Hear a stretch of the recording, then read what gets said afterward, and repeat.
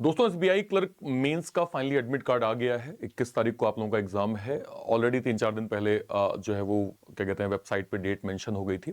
2 shift में आपका exam है। एक तो 7:30 बजे रिपोर्टिंग की गई है और दूसरा जो है वो 1:30 बजे यहाँ पर रिपोर्टिंग की गई है। अब आज की डेट आप देखिए 14-15 तारीख हो गई है। एक हफ्ते का समय आपके पास है। लास्ट के 7 दिन आपके लिए बहुत इंपॉर्टेंट होने वाले हैं।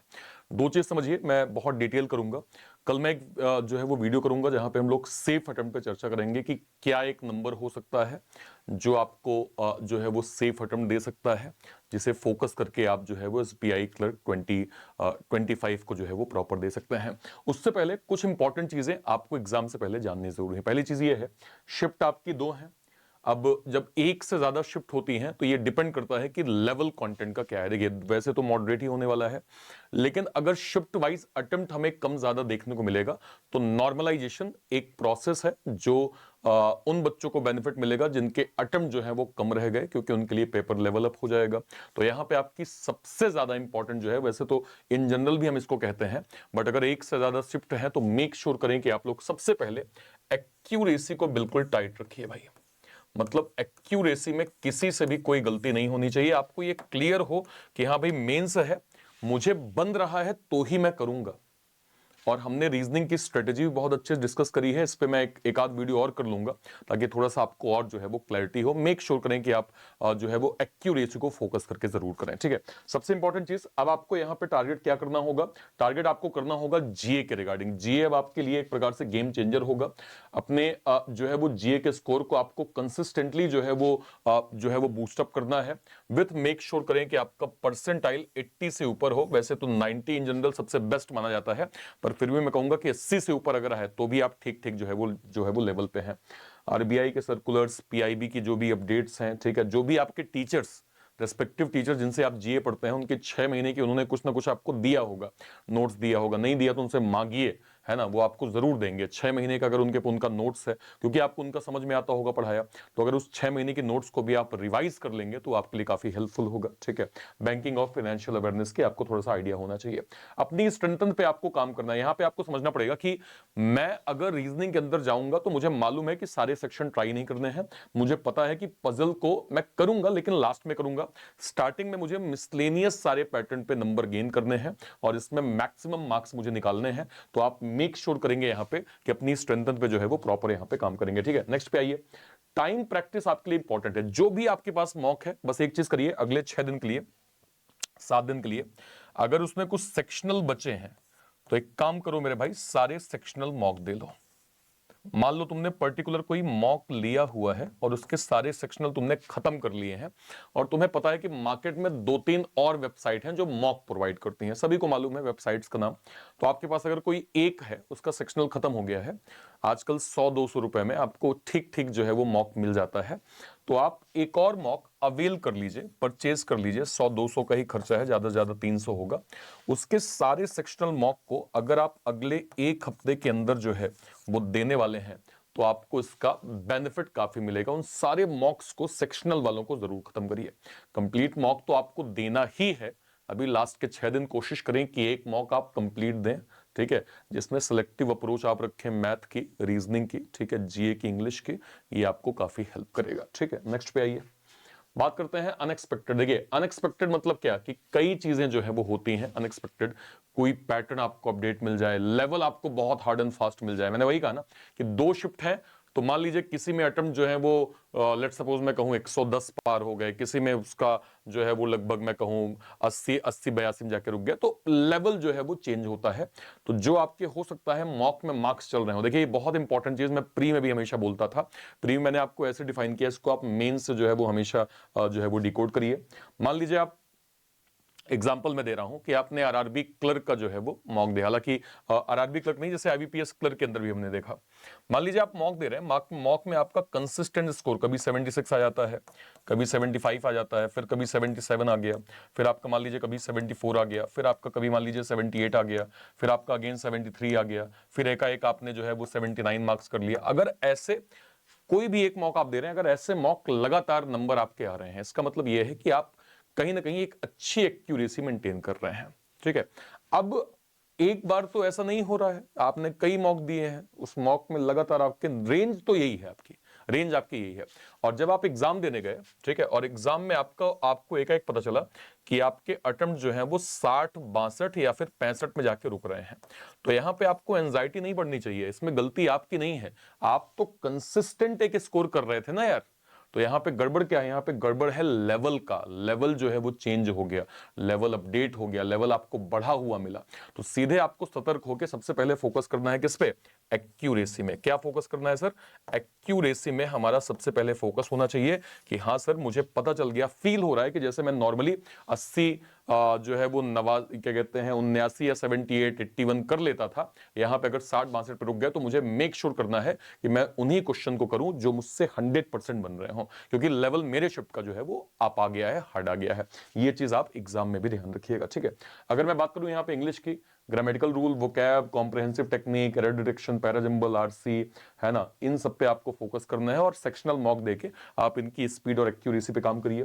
देन अगर मैं मैथ्स की बात करूं, DI, arithmetic, simplification, approximation, then जितने भी फॉर्मूले हैं उनको आप रिवाइज करें, ठीक है। ये आपके लास्ट के 6 दिन में ये आपके लिए ज्यादा जो है वो हेल्पफुल होंगे। वंस अगेन मैं यहाँ पे ऐड करूंगा सेक्शनल मॉक्स, इसके भी दीजिए, सेक्शनल मॉक जरूर दीजिए, ये आपकी काफी जो है वो मदद करने वाला है। नेक्स्ट पे आइए। नेक्स्ट अगर मैं जाऊं तो आपको रीजनिंग में देखिए, मैं फिर कह रहा हूं, हमें उन टॉपिक्स में फोकस करना है जो हमें मार्क्स ज्यादा दे सकते हैं। Machine input, data sufficiency, syllogism, inequality, blood relation, coding, step based question, multiple step based question, alpha numeric step based question, है ना, data sufficiency, 3 variable, time coding, conditional coding, और क्या हो गया, और जो भी वन लाइनर सवाल जिसमें आप नंबर गेन करते हैं, जो हम लोग लगातार पेपर में कर रहे हैं, आप उन टॉपिक्स में पहले फोकस करिए, ठीक है। उसके बाद हम लोग पजल पे जाएंगे, क्योंकि ये नंबर स्कोरिंग होते हैं। और जब हम ओवरऑल पेपर के पैटर्न की बात करते हैं, तो अगर इतने नंबर भी हम गेन कर लेंगे, सब्जेक्ट वाइज हमारा ठीक स्कोर बन जाएगा, ठीक है। तो इन टॉपिक्स को आप दीजिए, और अगेन सेक्शनल मॉक आपको जरूर देने हैं, ठीक है, ओके। लास्ट में मैं बस ये कहूंगा, लास्ट मिनट कुछ भी ऐसा आप कुछ नया पढ़ने की कोशिश मत करिए, ठीक है। आपकी स्मार्ट रिवीजन ही आपके काम आएगी, ठीक है। आप इस चीज को थोड़ा मानिए, है ना, ये एक रियलिटी है। जितना आप इसको फील करेंगे कि हाँ यार, मेरा एग्जाम बढ़िया हो रहा है, मैं एग्जाम अच्छा दे पा रहा हूं, मैं कॉन्फिडेंट हूं, मुझे एक्यूरेसी पता है, मैं सही तरीके से दे पा रहा हूं, मैं सही स्ट्रेटेजी फॉलो कर पा रहा हूं, जितना इसको करेंगे ना, उतना आपका माइंड इसको एक्सेप्ट करता है। देखिए, माइंड को आप जो बताएंगे वही मानेगा, उसको कुछ नहीं पता। आप जो फील करेंगे वही वो आपको और फील करवाएगा।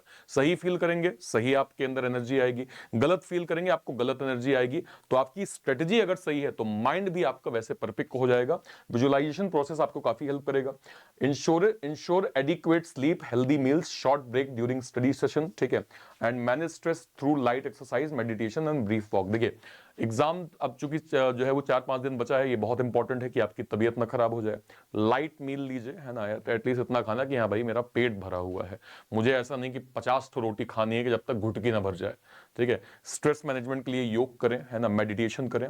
एकाध मित्र जो आपको पॉजिटिव वाइब देते हो, उनको आप जो है वो उनका सहारा ले सकते हैं। बाकी आपको फिलहाल अभी ज्यादा दुनिया से कनेक्टेड होने की आवश्यकता नहीं है। आपके एग्जाम में जितना आपका माइंड काम होगा, पीस में होगा, उतना आपको जो है ये हेल्प करेगा, ठीक है। तो ये ओवरऑल आपको मैंने जो है वो बता दिया। फाइनल आपको क्या करना है, आपको मॉक को जरूर फोकस करना है। डेली आप एक कंप्लीट मॉक दीजिए। देखिए, अभी यहां पे आपको टाइम जो है वो मैनेज करना पड़ेगा। डेली आपको एक मॉक देना है। अपनी परफॉर्मेंस को एनालिसिस करिए, वीक एरियाज पे काम करिए, उसके क्वेश्चंस की प्रैक्टिस करिए, इंप्रूवमेंट देखिए, और वापस से इसको आप जितनी बार रिपीट करेंगे, इसको आप जितनी बार रिपीट करने वाले हैं, आपको हेल्थ बेनिफिट उतना ज्यादा मिलने वाला है। तो ये मॉक आपके लिए लास्ट में, अगेन मैं फिर कहूंगा, सेक्शनल मॉक भी हमें देना है और कंप्लीट मॉक को भी देना है। और जब हम मॉक देंगे तो परसेंटाइल वाले कॉलम को हम जरूर फोकस करेंगे। परसेंटाइल का कॉलम हमारा कितना, 80% से ऊपर जरूर हो।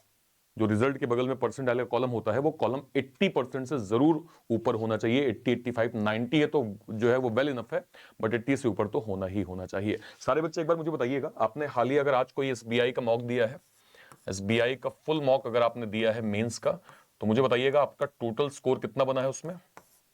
टोटल स्कोर कितना बना है, मैथ, रीजनिंग, इंग्लिश और जीए का स्कोर कितना बना है, और प्लस उस मॉक का परसेंटाइल आपका कितना है, ये भी आप लोग मुझे वीडियो के कमेंट सेक्शन में जरूर से जरूर एक बार बताइएगा। और कोई भी डाउट होता है कमेंट सेक्शन में अपनी बात आप जरूर रखिएगा। कई सारे बच्चे जो अभी फ्रेशर हैं 2026 को जो है वो फोकस कर रहे हैं, उनके लिए कुछ इंपॉर्टेंट बातें। 2026 के सभी बड़े एग्जाम्स के लिए हमने लॉन्च किया है बैंकर्स फाउंडेशन बैच। ये 2026 के सभी बड़े एग्जाम्स को कवर कर रहा है। कोई भी पीओ क्लर्क का एग्जाम है, आप इस बैच के माध्यम से अपनी स्टडी कर सकते हैं, ठीक है। जो भी हमारे डिफेंस के सर लोग हैं, एक्स सर्विसमैन, ईएसएम और डीएसएम कैटेगरी में सर लोग हैं, जो 2026 में रिटायर हो रहे हैं, 27 में रिटायर हो रहे हैं, जो अभी से फाउंडेशन पढ़ना चाहते हैं, हमने dedicated ex serviceman foundation launch किया है। इस बैच के माध्यम से आप complete SBI clerk, IBPS clerk, RRB clerk, कोई भी असिस्टेंट लेवल एग्जाम यहां से आप प्रॉपर जो है वो पढ़ सकते हैं। इसके अलावा हमने पजल विजार्ड का स्पेशल बैच लॉन्च किया है। इस बैच के माध्यम से आप पजल को जो है वो टॉपिक वाइज पढ़ सकते हैं, कंप्लीट कंटेंट, क्योंकि पजल का वेटेज अब एग्जाम में काफी ज्यादा हो चुका है, तो आप पजल को आप हल्के में नहीं ले सकते हैं। हमने बहुत डेडिकेटेड इस बैच में पजल के कंटेंट को सिस्टमैटिक जो है वो वे में आपको प्रोवाइड किया है। ये इंडिविजुअल भी आपको मिल जाएगा और ये कंप्लीट रीजनिंग के सब्सक्रिप्शन में भी मिल जाएगा, जिसमें सारे बड़े बैचेस हैं, puzzle wizard, NEET foundation, SBI clerk mains, Lakshya mains, IBPS clerk mains, ग्रामीण बैंकर्स बाबू प्री प्लस मेंस, ये सारे के सारे बैचेस की लिंक आपको जो है वो क्या कहते हैं रीजनिंग के नायक के अंदर मिल जाएगा।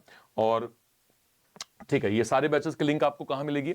या तो आप इसी वीडियो के डिस्क्रिप्शन बॉक्स में चले जाइए, या फिर आप इस चैनल पे जाएंगे, है ना, अर्पित सर रीजनिंग, इसके लाइव सेक्शन में जाके कोई भी वीडियो, ठीक है, मान लीजिए अगर मैं जाऊं, लेट्स सपोज अभी हमने एसबीआई क्लर्क का पेपर का एक वीडियो लिया था, इस पे इसके जैसे ही आप डिस्क्रिप्शन बॉक्स में जाएंगे, आपको सारे के सारे बैचेस की लिंक मिल जाएगी। यहाँ पे आप जाइए, आपको बैंक महानायक मिल जाएगा। बैंक महानायक क्या होता है?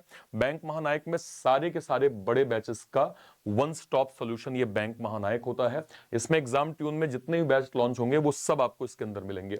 1 साल के लिए 1499, 1.5 साल के लिए 1599, 2 साल के लिए 1999, ठीक है। इस प्रकार से आपको जो है वो बैंक महानायक प्रॉपर मिल जाएगा। इसके अंदर आपको जो है वो कंप्लीट बैंकर्स फाउंडेशन का जो है वो बैच यहाँ पे मिल गया। इसके अंदर अगर मैं जाऊंगा तो मुझे एक्स सर्विसमैन का कंप्लीट फाउंडेशन मिल जाएगा। इसके अंदर अगर मैं जाऊंगा तो मुझे क्लियरली पजल विजार्ड का यहाँ पे बैच मिल जाएगा, ठीक है। यहाँ पे अगर मैं जाऊं तो मुझे रीजनिंग नायक का बैच मिल जाएगा, ठीक है। इवन हमारे आरआरबी क्लर्क के जो भी डिफेंस के सर लोग हैं, उनके लिए हमने ex serviceman 2.0 dedicated batch launch किया है। सभी को आप कर सकते हैं, ठीक है। कोई भी डाउट होता है वीडियो के कॉमेंट सेक्शन में अपनी बात आप जरूर रखिएगा। टिल देन, तब तक के लिए bye bye, thank you so much. कल हम लोग एक वीडियो करेंगे जहां पे सेफ अटेम्प्ट पे जो है वो डिटेल चर्चा कर रहे होंगे। Till then bye bye, thank you so much, जय हिंद, thank you, thank you, thank you.